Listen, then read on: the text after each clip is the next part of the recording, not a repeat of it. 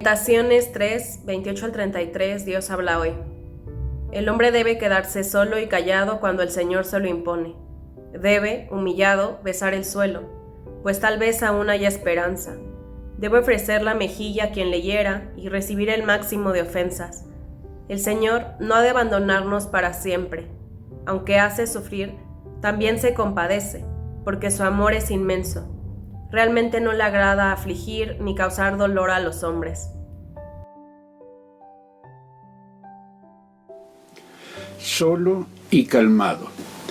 Lamentaciones 3, 28 al 33, en Dios habla hoy. Esta semana, cuando fui a su casa para saludarla, mi mamá se veía triste, cansada, preocupada. Al hacérselo notar me respondió: están pasando tantas desgracias, hijo, tantas. Personal, familiar y socialmente. Estamos enfrentando circunstancias que nos conmueven profundamente. Cosas que sacuden nuestro ánimo de manera violenta y brusca. Es tal el impacto de tales experiencias que nos vemos animados a pensar que nunca había habido tanto sufrimiento en el mundo. Pero, dado que son muchas las evidencias de que esto no es así, quizá el impacto de lo que vivimos responda más a nuestra cosmovisión, a nuestra manera de ver las cosas, que a los hechos que enfrentamos. Una de las características de las generaciones posteriores a las grandes guerras mundiales es la convicción de que la razón de la vida es la felicidad. Nacemos para ser felices, se nos asegura. Si tal las cosas, luego entonces los conflictos, las tragedias que se tienen que enfrentar, no tienen razón de ser. Serían totalmente ajenas al ser humano, pensamos. Y por lo tanto, todo lo que produce dolor y sufrimiento debe ser considerado, cuando menos, injusto e impropio de nuestra condición de personas. Generalmente, al enfrentar tales pruebas tendemos a encontrar la causa o la razón que los explica. Quizá porque pensamos que si logramos descubrir el por qué suceden, podremos evitar o cuando menos prevenir tales conflictos y tragedias. Además, me parece, tratamos de asegurarnos de que nosotros no somos ni responsables ni mucho menos culpables de lo que estamos enfrentando. Con esto, pretendemos superar los que considero son los dos principales temores que padecemos. El primero, nuestra vulnerabilidad, porque pretendemos que si sabemos las causas, podríamos controlarlas y evitar el sufrimiento. La segunda consideración es nuestro sentido de culpa, porque no estamos dispuestos a aceptar la culpa o responsabilidad que nos es propia, porque ésta conlleva el compromiso de aceptar y de responder por aquello que de alguna manera nosotros mismos hemos provocado. Nos resulta extraño que ante la incapacidad para saber el porqué de muchos de nuestros conflictos y de nuestras tragedias, busquemos un responsable culpable de tales cosas. Mientras más complejas, más dolorosas e incomprensibles tales cosas, más grande y poderoso tiene que ser el responsable. Y no resulta raro entonces que asumamos que Dios es la razón última de lo que nos pasa, cuando lo que nos pasa resulta incomprensible, doloroso y generador de su sufrimiento. No sé por qué Dios permite esto. No sé por qué Dios nos envía tal o cual cosa.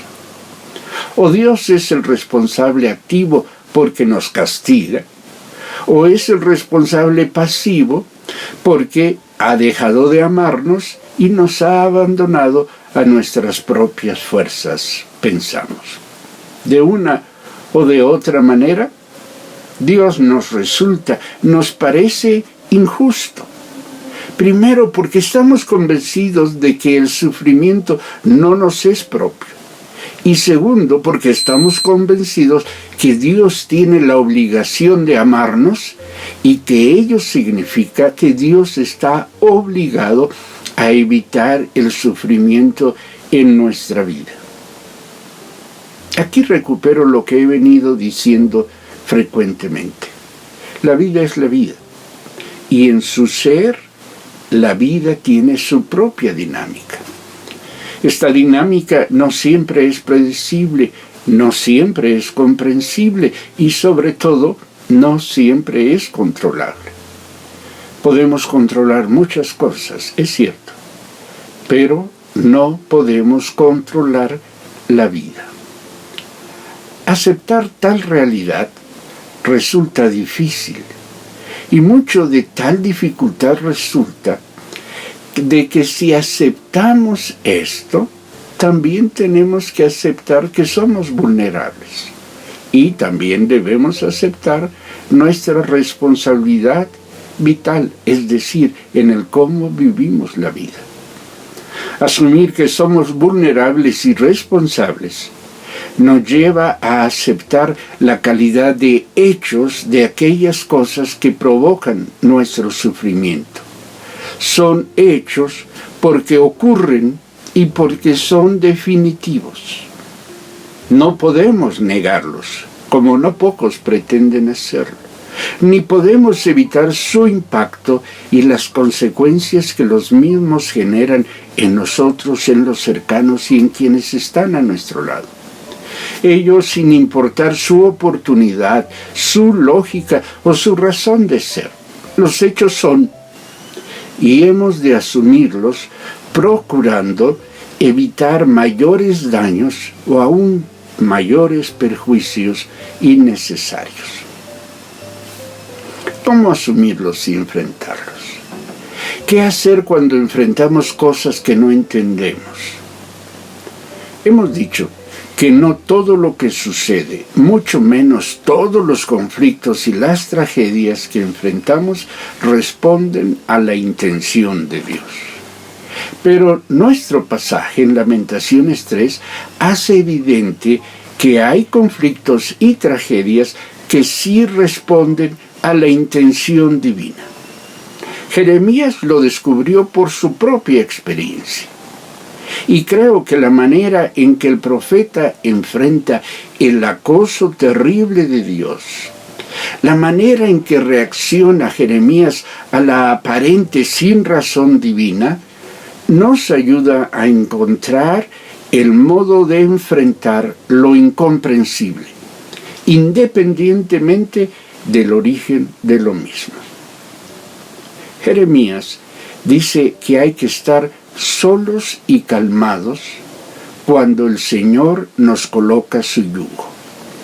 Tanto cuando el sufrimiento responde a la intención divina como cuando se trata de un hecho de vida, conviene empezar haciendo propia la realidad individual, personal del mismo.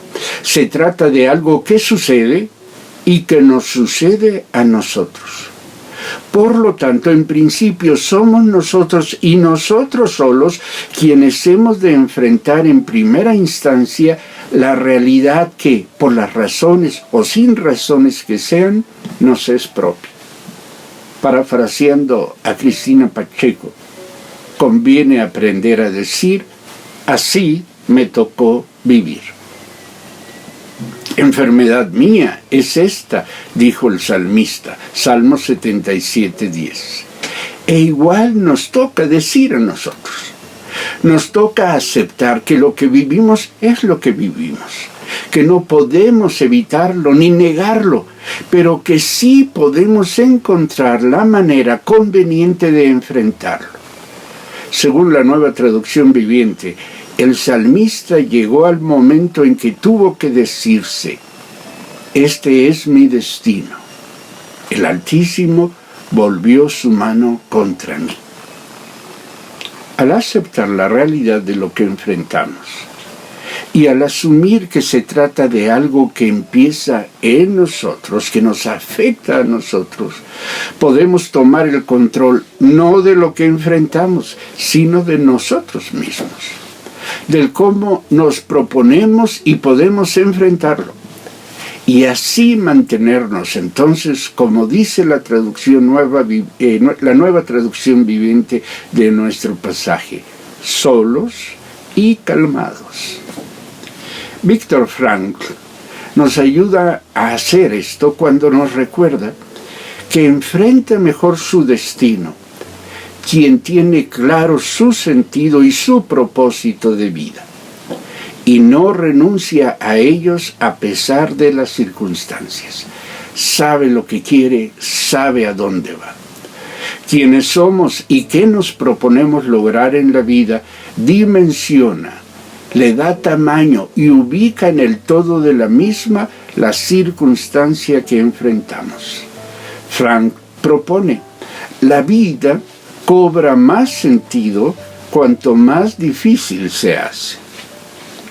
Jeremías el profeta asume su vulnerabilidad y por lo tanto su impotencia para transformar lo que está enfrentando. Así que se dispone a aceptar aún el ser humillado, a besar el suelo, pues piensa, tal vez aún haya esperanza. Lo hace el profeta porque sabe que cualquier circunstancia es precisamente circunstancial, que no durará para siempre. En la vida todo pasa, lo malo y lo bueno. Aún el Dios que lo confronta encierra en sí mismo la posibilidad del cambio en la vida del profeta. Aun cuando Dios es quien lo acorrala, el profeta sabe que hay lugar para la esperanza, porque sabe que el Señor no ha de abandonarnos para siempre. Revisa el versículo 31 del capítulo 3 de Lamentaciones. Si se trata de sintetizar lo hasta aquí dicho, propondría a ustedes que ante las difíciles circunstancias que estamos enfrentando, conviene asumir, hacer nuestra la realidad que enfrentamos. Permanecer en lo que podemos llamar una quietud activa para evitar mayores pérdidas. Esto significa hacer lo que conviene y no lo que la emoción o el deseo nos indican. Y esperar, estando listos para cuando la esperanza se haga realidad, para cuando las cosas sean diferentes y entonces podamos hacer la vida de otra manera. En cierta manera, el sufrimiento es inevitable, pero propongo que su inevitabilidad no lo hace del todo perjudicial, porque el sufrimiento perfecciona. Santiago 1, 2 al 4.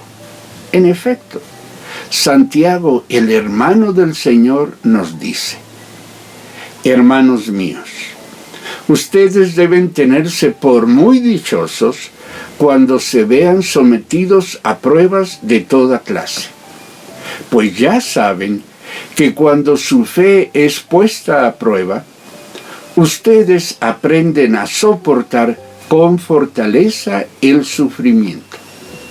Pero procuren que esa fortaleza los lleve a la perfección, a la madurez plena, sin que les falte nada. Cuando hay sentido de vida, el sufrimiento fortalece, porque nos ayuda a soportar con más fuerza las dificultades.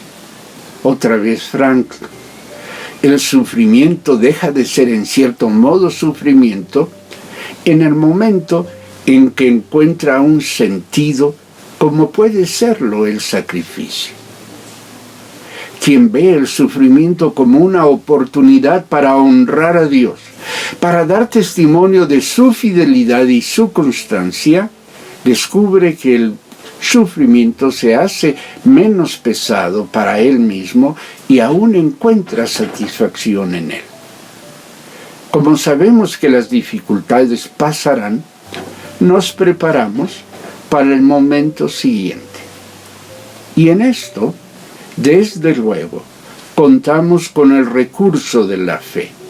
La fe en tanto confianza en Dios como la fe como fidelidad que honra al Señor aún en el día malo. A tener confianza y a ser fieles es a lo que los animo. A esto es a lo que los convoco en el nombre del Señor. Que Dios los bendiga.